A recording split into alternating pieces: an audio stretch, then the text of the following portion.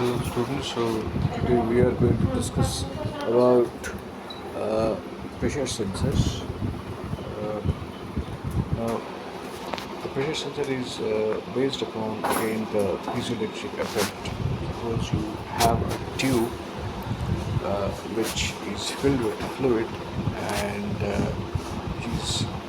has a pressure inside, so this fluid flow has got some pressure associated with it. Now so this is the fluid uh, tube through which the fluid is moving, and at the end of this tube we put a piezoelectric diaphragm, flexible uh, piezoelectric diagram. Now this piezoelectric effect, as we have already discussed, is based upon the piezoelectric coefficient, which is a coefficient of rank 3, is a tensor of rank 3. The tensor of rank 3 is mainly because of the fact that there is an electric field developed and there is a component of stress or strain. Those electric field developed due to the polarization of the charges is tensor of rank 1, is called as I, and the piezoelectric coefficient of the strain developed, say it is a tensor of rank 2, so it's IJK. So the piezoelectric coefficient is relating these two quantities, electric field and strain, so that makes it IJK.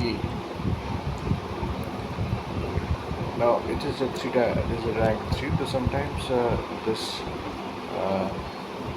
EL is supposed to be in a particular direction. Based upon that, we create different, we can have different components of this piezoelectric coefficient, and so they are represented in form of T. So one of the component is T33, as you can see. This is associated with longitudinal gravitational modes.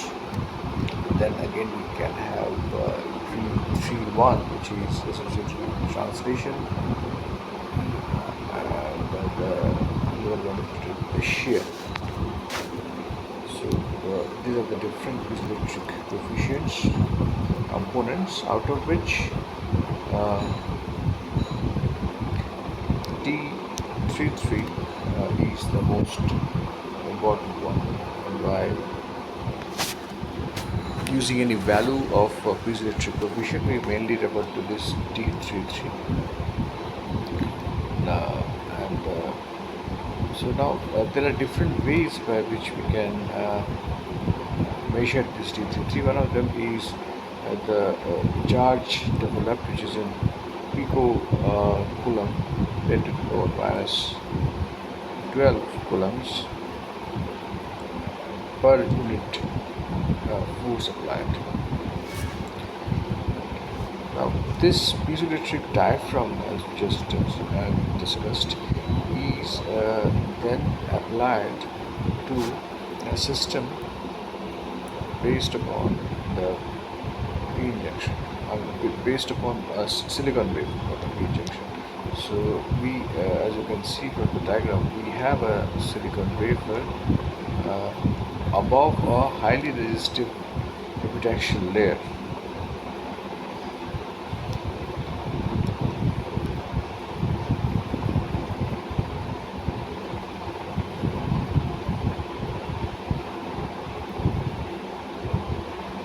We have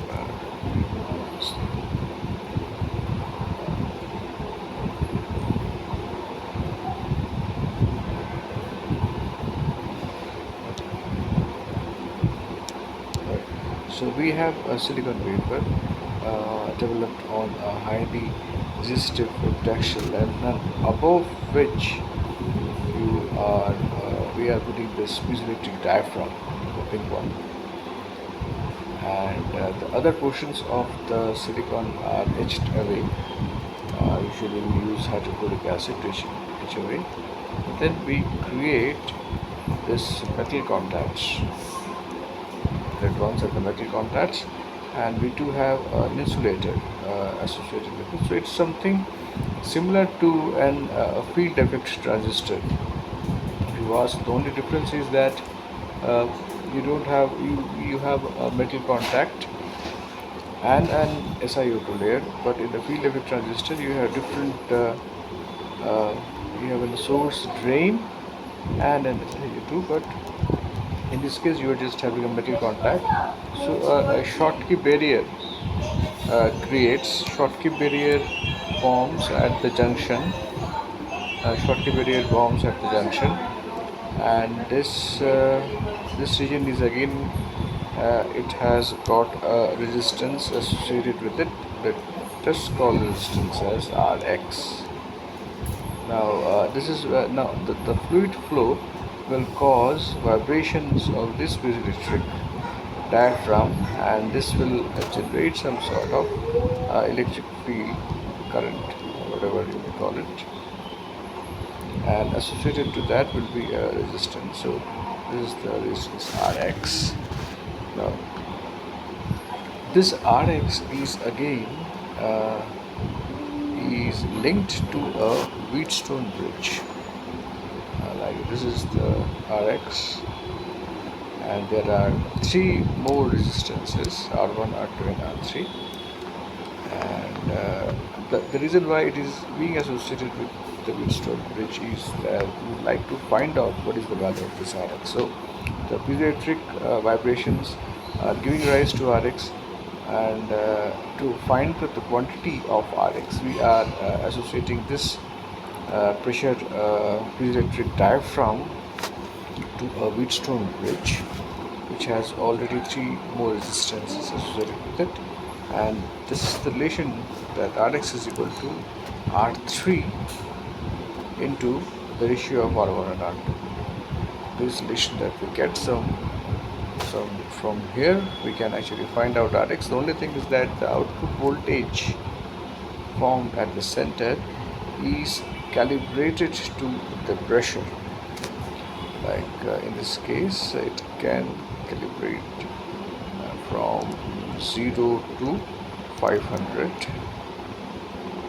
psi pressure per square inch. So if we know Rx, we can actually find out how much pressure has been built in this fluidic system. Now the common piezoelectric materials that are used are the following. You can have quartz, SiO2, you can have lithium nitrate, you can have zirconium titanate, barium titanate, and PVDF, the polymer material. And each of them will have a piezoelectric coefficient associated with it, as is explained. The D33 is the most common piezoelectric coefficient.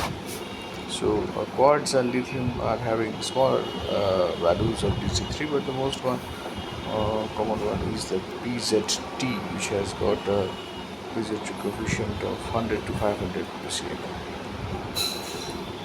Now, coming to the relationship, as told the piezoelectric equation, you can see that the piezoelectric effect can be represented by different ways. First of all, it is the charge developed with respect to the mechanical stress. So this is the mechanical stress T applied here, and D is the piezoelectric coefficient, piezoelectric constant, and so the mechanical stress is causing generation of charge. This is one way of representing piezoelectric effect. Another way is the formation of strain. S. Strain gets developed due to the effect of an elastic stress sigma, which is represented here as T, into the compliance. This is the second Heckman equation.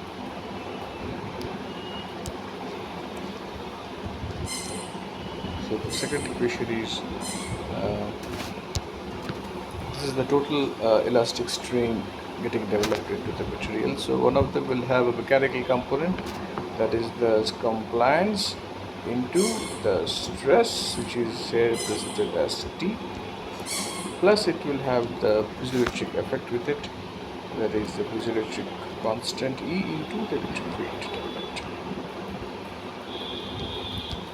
So this all will give rise to the strain. So this is the second equation. And in terms of the displacement vector D, this is the first Ekman equation, which is again equal to the electric field applied to cause a displacement of the charges plus the piezoelectric coefficient. This is in fact inverse piezoelectric coefficient dt into the stress applied. So this is the third equation. And according to the ranks of the different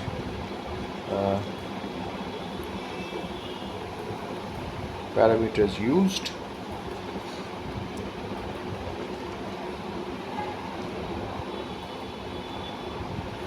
you can see the charge has got rank of the tensile charge is a 0 rank, and the permittivity of free space, these are of 0 rank, they don't have any directions. Mechanical stress, as you know, sigma or T, whatever way you might present it, it has got rank 2 Ij. Again, the strain S, it is also similar to the stress. It is also it has got it is a rank tensor of rank 2. Electric field has got a certain direction, so it is a tensor of rank 1. Similarly is the electric displacement vector. It is also a tensor of rank 1, so it will have only one direction. Piezoelectric constant, as just explained, it has got rank 2 because it is relating the mechanical stress sigma or a strain with, these are rank 2, it is relating these with the rank 1 tensors, and this displacement and the electric field. So 2 plus 1 3, so that makes the piezoelectric constant tensor of rank 3. Tensor, this is a compliance which is relating the stress and the strain and the stress. So this is a value of parameter of rank 2, this is a parameter of rank 2. So anything that relates to tensor quantities is always a sum of the ranks of the two quantities, provided they are more than 1. So you cannot say that D is equal to epsilon 0 E, the tensors of these two are adding up.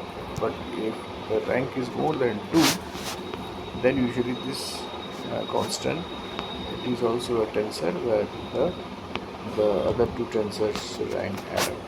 But the rank has to be more than 1. And lastly, the permittivity of free space, as explained, it has got rank 0 because it is a constant.